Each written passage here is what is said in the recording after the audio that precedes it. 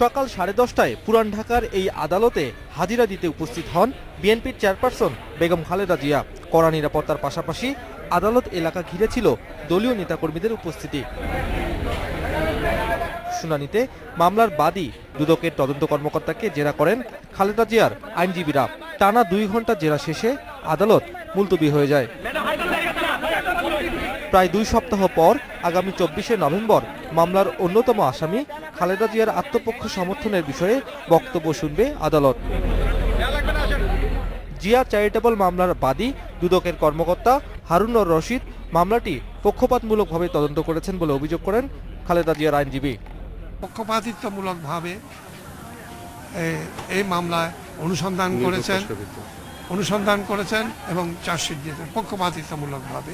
এর অতিরিক্ত আমরা কিছু এই মামলায় বিচার হবে, সাক্ষ্য প্রমাণের ভিত্তিতে বিচার হবে। আমরা আশা করি এই মামলায় ন্যায় বিচার পাব।